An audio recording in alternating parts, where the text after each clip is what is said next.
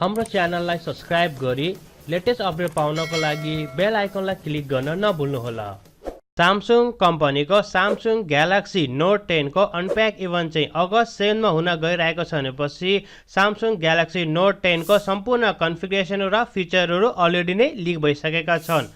र साथीहरु आजको भिडियोमा हामीले हेर्नेछौं कि Samsung Galaxy Note 10 चाहिँ कतिवटा भेरिएन्ट्समा आउनेछ र यसका कन्फिगरेसनहरू के कस्ता छन् भन्ने बारेमा।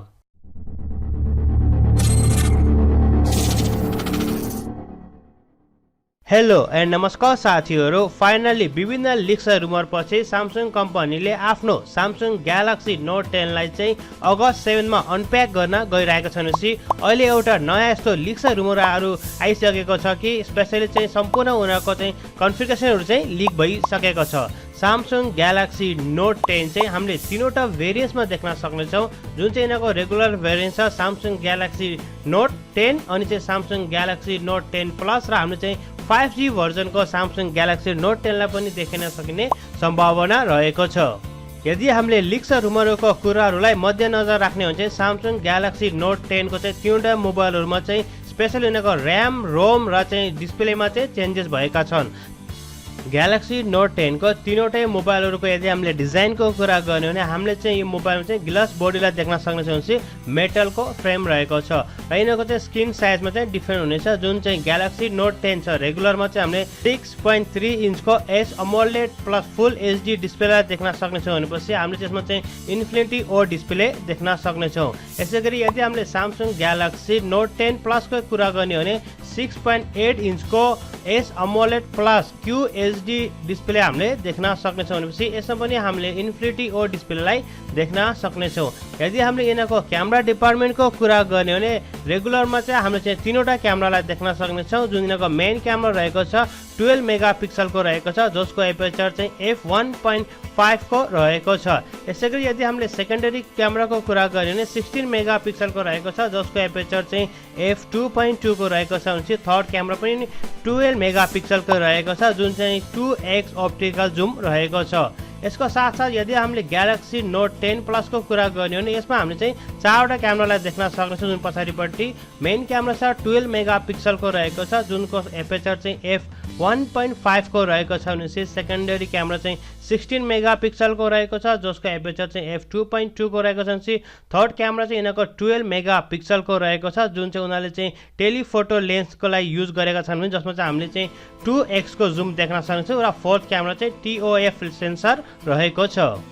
यसैगरी यदि हामीले सेल्फी क्यामेराको कुरा गर्ने भने यो दुईटै मोबाइलमा चाहिँ हामीले चाहिँ अहिलेसम्म चाहिँ सिंगल सेल्फीलाई देख्न सक्छौं, जुन चाहिँ 10 मेगापिक्सलको यिनको क्यामेरा रहेको छ, जसको एपर्चर चाहिँ f2.2 को रहेको छ। यदि हामीले यसमा प्रोसेसरको कुरा गर्ने हो भने स्न्यापड्र्यागन 855 र उनीहरुको आफ्नो एक्जाइनोस 9825 को प्रोसेसर आउनेछ। स्पेशल चाहिँ साउथ एसियामा चाहिँ हामीले चाहिँ एक्जाइनोस को प्रोसेसर देख्न सक्नेछौं भने ग्लोबल मार्केटमा चाहिँ अरु ठाउँमा चाहिँ हामीले चाहिँ स्न्यापड्र्यागन 855 को प्रोसेसरलाई देख्न सकिनेछ। यदि हामीले यिनको र्यामको कुरा गर्ने हो भने चाहिँ Samsung Galaxy Note चाहिँ छ, त्यसमा चाहिँ हामीले चाहिँ 6 देखि लिएर 8 GB सम्मको र्याम देख्न सक्नेछौं। भनेपछि यो जुन प्लस छ त्यसमा चाहिँ हामीले चाहिँ 8 देखि लिएर 12 GB सम्मको र्याम हुने सम्भावना रहेको छ। यिनको स्टोरेज पनि 128, 256 र 512 को चाहिँ स्टोरेज हुने सम्भावना रहेको छ। यदि हामीले यिनको अपरेटिङ सिस्टमको कुरा गर्ने हो भने आउट अफ द बक्स यो तीनवटै मोबाइलहरु चाहिँ एन्ड्रोइड 5 मा आउनेछ, जुन चाहिँ उनीहरुको One UI हुनेछ। भनेपछि हामीले चाहिँ सजिलो तरिकाले छिटै नै हामीले चाहिँ एन्ड्रोइड क्यू मा चाहिँ अपडेट गर्न सक्ने छौं। यसैगरी यदि हामीले ब्याट्री डिपार्टमेन्टको कुरा गर्ने जुन यिनको चाहिँ रेगुलर मोबाइल छ Samsung Galaxy Note 10 त्यसमा चाहिँ हामीले चाहिँ 3600 mAh को ब्याट्रीलाई देख्न सक्छौं, जसमा चाहिँ 25 वाट को फास्ट चार्जिङलाई पनि देख्न सक्छौं। भने यसमा हामीले चाहिँ 12 वाट को वायरलेस चार्जर पनि रहेको छ। र साथीहरु Note 10 Plus को यदि हामीले चाहिँ ब्याट्री डिपार्टमेन्टको कुरा गर्ने हो भने चाहिँ 4300 mAh को ब्याट्रीको साथमा 45 वाट को फास्ट चार्जिङलाई हामीले यसमा देख्न सक्नेछौं, जुन चाहिँ 20 वाट को वायरलेस चार्जिङ हुनेछ। Samsung Galaxy Note 10 चाहिँ हामीले चाहिँ तीनवटा कलरमा देख्न सक्छौं, सिल्भर, व्हाइट र ब्ल्याकमा। हुन साथीहरु यो सम्पूर्ण चाहिँ कन्फिगरेसन छ, यो चाहिँ लिक्स र रुमरहरु मात्र हो। एक्ज्याक्टली कन्फिगरेसनहरु चाहिँ हामीले चाहिँ अगस्त 10 मा देख्न सक्नेछौं। तर पनि यदि हामीले चाहिँ लिक्स र रुमरहरुको प्रिभियस जति पनि कन्फिगरेसनलाई हेर्ने हो भने चाहिँ उनीहरुको कन्फिगरेसन चाहिँ 99% चाहिँ मिल्न गइरहेको छ। सो होपफुली यो कन्फिगरेसन पनि एक्ज्याक्टली सिमिलर हुने सम्भावना रहेको छ।